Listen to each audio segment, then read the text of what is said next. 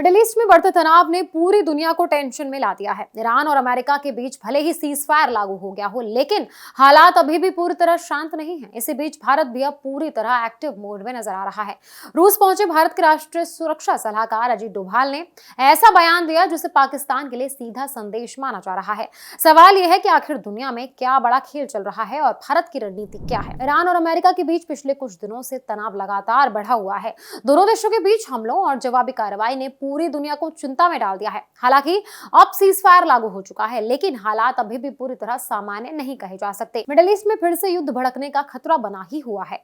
इसी बीच भारत ने अपनी कूटनीतिक और सुरक्षा रणनीति को तेज कर दिया है। भारत के राष्ट्रीय सुरक्षा सलाहकार अजीत डोभाल रूस के दौरे पर पहुंचे हैं। मॉस्को में आयोजित अंतर्राष्ट्रीय सुरक्षा सम्मेलन में उन्होंने आतंकवाद के मुद्दे पर भारत का बेहद सख्त रुख दुनिया के सामने रखा। अजीत डोभाल ने बिना नाम लिए पाकिस्तान को साफ संदेश दे दिया। उन्होंने कहा, आतंकवाद के खिलाफ लड़ाई में दोहरे मापदंड नहीं चल सकते। जो देश आतंकियों को पनाह देते हैं, उन्हें तय करना होगा कि वो आखिर किसके साथ खड़े हैं। डोभाल के इस बयान को भारत की बड़ी रणनीतिक चेतावनी माना जा रहा है। खास बात यह है कि ये बयान ऐसे समय में आया जब दुनिया पहले से कई बड़े संघर्षों से जूझ रही है।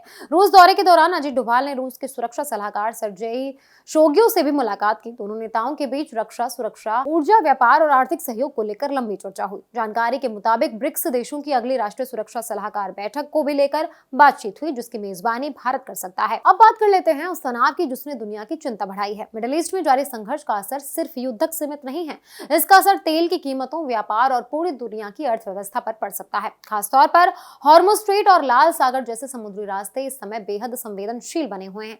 दुनिया का बड़ा हिस्सा इन्हीं रास्तों से तेल और सामान की सप्लाई करता है। अगर इन रास्तों में रुकावट आती है तो पेट्रोल, डीजल से लेकर गैस और रोजमर्रा की चीजों की कीमतें भी बढ़ सकती हैं, जो कि बढ़ भी रही हैं। यही वजह है कि भारत सरकार लगातार हालात पर नजर बनाए हुए है। पीएम मोदी भी हाल ही में कह चुके हैं कि दुनिया में जो हालात बन रहे हैं उनका असर लंबे समय तक रह सकता है और देश को एकजुट रहकर तैयार रहना होगा। सरकार की कोशिश है कि भारत की अर्थव्यवस्था और सुरक्षा दोनों मजबूत बनी रहे।